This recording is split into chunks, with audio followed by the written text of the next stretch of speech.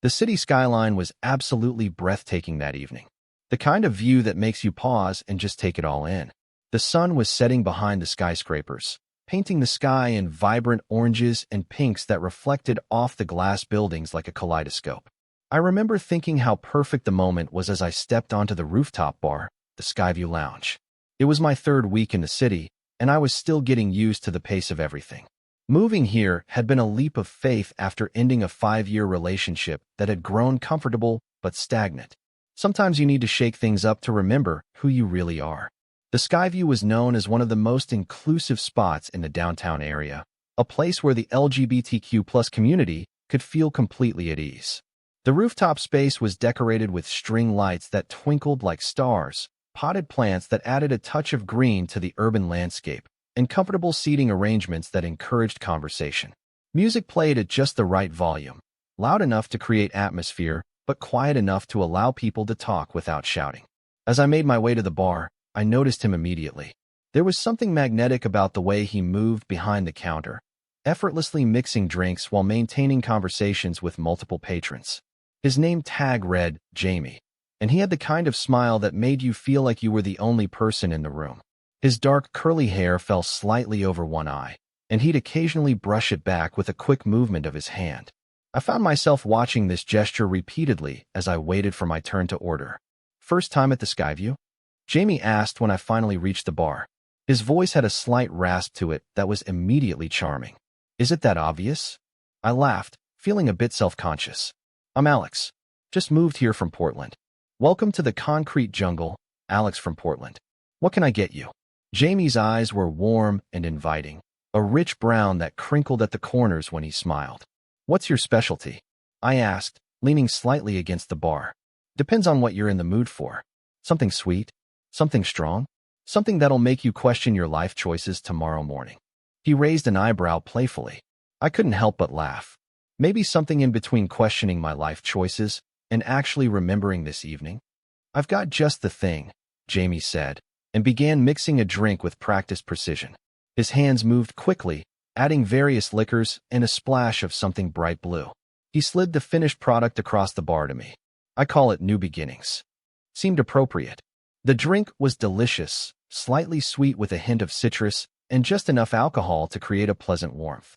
As the evening progressed, I found myself returning to the bar not just for refills, but for more snippets of conversation with Jamie.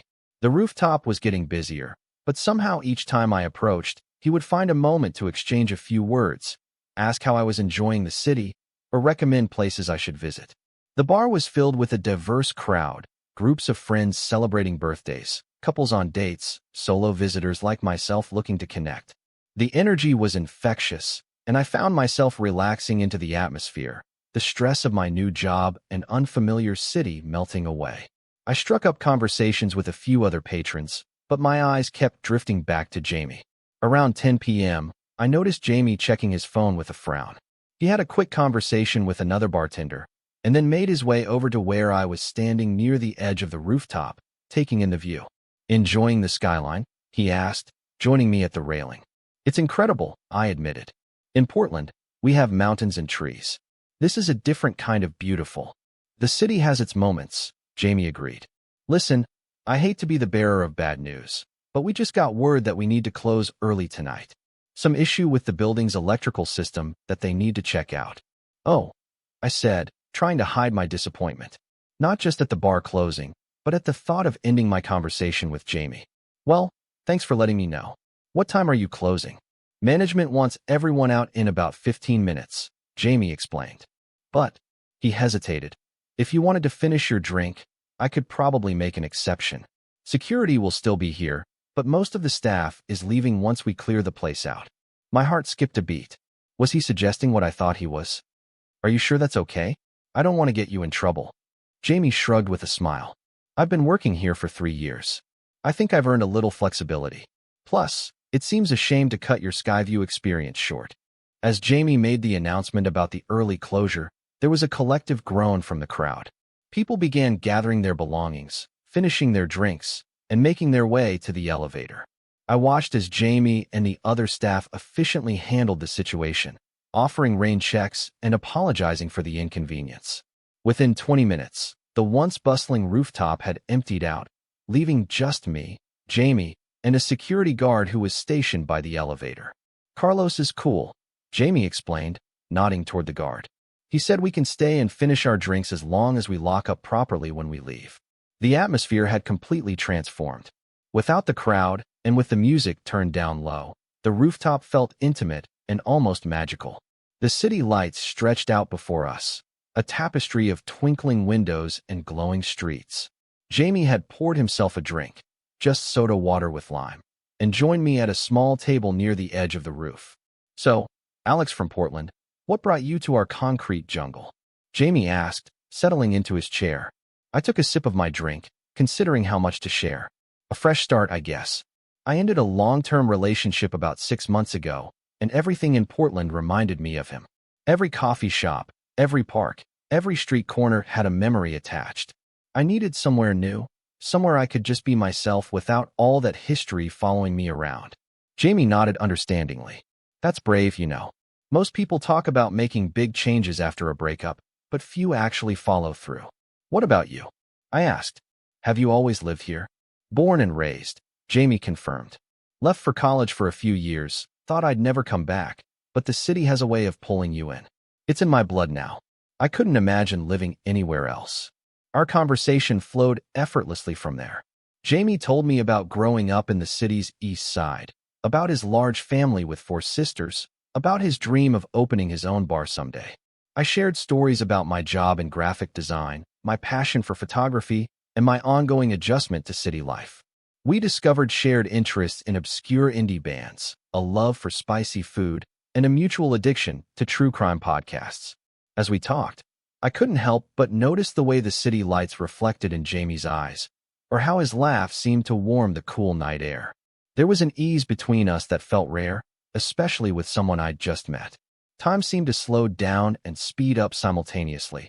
I was surprised to check my watch and realize we'd been talking for over an hour.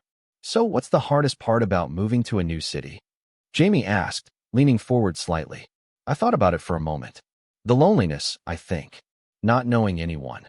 Not having those comfortable friendships where you can just text and say, 'I'm coming over,' without planning days in advance.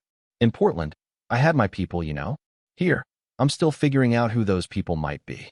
Jamie's expression softened. "I can't imagine. I've always had my community here. Coming out was easier because I had friends who had already blazed that trail. Having to build that from scratch in a new place, that takes courage." "It's getting better," I admitted. "Nights like this help." Our eyes met, and there was a moment of understanding that passed between us. I felt seen in a way I hadn't in a long time. The conversation shifted to relationships. Jamie told me about his last boyfriend, a musician who had moved to LA to pursue his career. We tried the long-distance thing for a while, but eventually, we both knew it wasn't working. Some people are meant to be in your life for a season, not forever. "Do you believe in forever?" I asked, surprised by my own boldness. Jamie considered the question seriously. "I believe in choosing someone every day. Forever is just a series of todays where you both keep choosing each other. My parents have been married for 35 years, and they still date each other, still surprise each other. That's what I want eventually." His honesty was refreshing.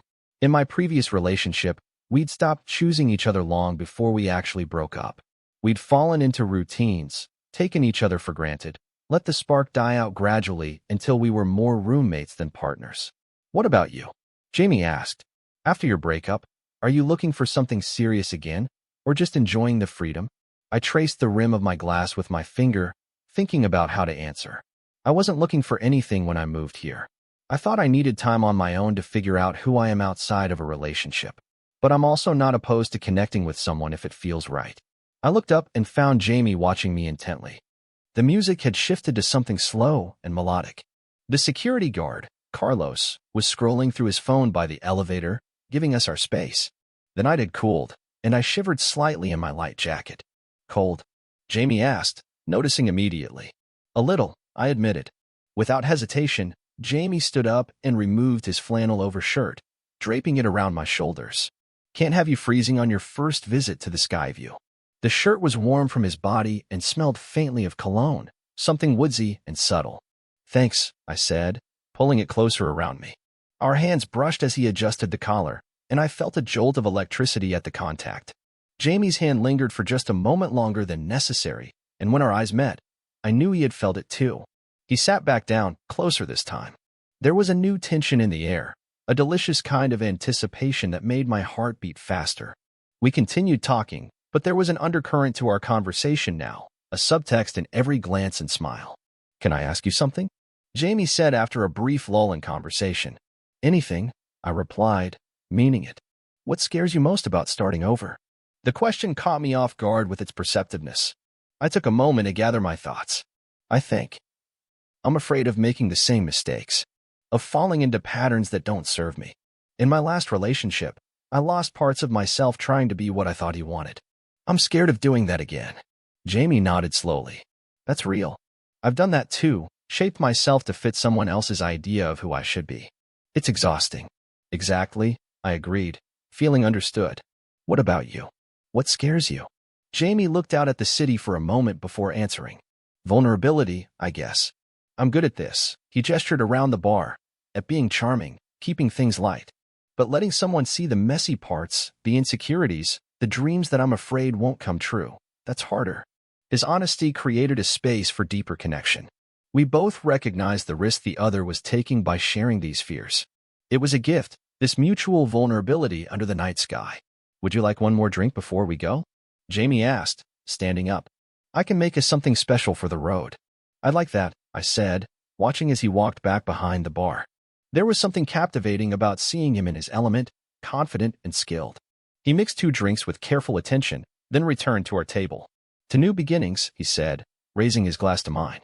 To new beginnings, I echoed, the crystal sound of our glasses touching hanging in the night air. The drink was perfect, slightly sweet with a hint of bitterness, complex and refreshing, just like the evening itself had been. As we sipped our drinks, Jamie's hand found mine on the table. His touch was gentle, questioning. I turned my palm upward, interlacing our fingers in response. The simple contact felt more intimate than any kiss could have been. I don't usually do this, Jamie said softly. Connect with someone from the bar, I mean. I don't usually flirt with bartenders, I replied with a small smile. Guess we're both breaking some rules tonight. The city hummed below us, a constant reminder of life continuing in all directions while we created this moment together.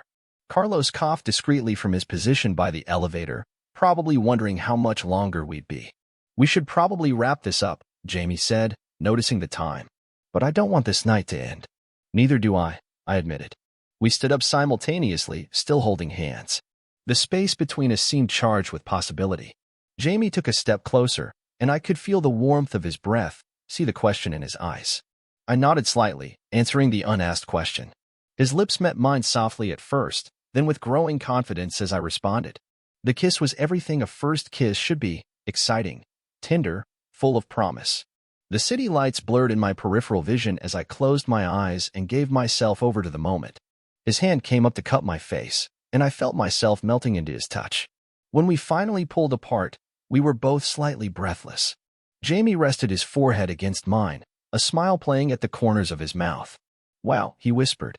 Yeah, I agreed, unable to find more eloquent words. We reluctantly gathered our things, aware that we had already pushed Carlos's patience to its limits. As Jamie locked up the bar and thanked the security guard, I input my number into his phone. Text me? I asked, handing it back to him. Definitely, Jamie confirmed, his smile making my heart flutter. Maybe we could get dinner this weekend? I know a great little place in the West Village. I'd like that, I said, suddenly shy despite the intimacy we just shared. We rode the elevator down together, the small space making us hyper-aware of each other's presence. In the lobby, Jamie hailed a cab for me, insisting on making sure I got home safely. Thank you for tonight, I said as the taxi pulled up. For making me feel welcome in this new city. Thank you for staying, Jamie replied. For turning what could have been just another shift into something special. One more kiss, quick but full of feeling, and then I was in the cab, watching Jamie through the window as we pulled away from the curb. He stood there until we turned the corner, his figure growing smaller, but the impression he'd made growing larger in my mind. As the taxi navigated the late-night streets, I realized I was still wearing Jamie's flannel shirt. I pulled it closer around me, smiling at the thought that I now had a perfect excuse to see him again, even before our dinner date. My phone buzzed with a text. Jamie, just making sure you have my number too. And maybe checking that you didn't already change your mind about dinner. I typed back quickly. Definitely haven't changed my mind. Also, I may have accidentally stolen your shirt. His response came immediately. It looks better on you anyway. Consider it a souvenir from your first night at the Skyview. Looking out at the city lights passing by, I felt a sense of possibility that had been missing for a long time. Maybe moving here hadn't just been about escaping old memories, but about making space for new ones. And maybe, just maybe, Jamie would be part of those new memories. The taxi driver caught my eye in the rearview mirror. "Good night," he asked with a knowing smile. "Yeah," I replied, unable to stop grinning. "A really good night." As we drove through the glittering city streets, I thought about how sometimes the most unexpected moments can change everything. A rooftop bar closing early, a kind security guard bending the rules, a bartender with a warm smile and honest eyes. Sometimes the universe conspires to put you exactly where you need to be, with exactly who you need to meet. And sometimes, all you have to do is stay for one more drink. Total_char_count, 18,212.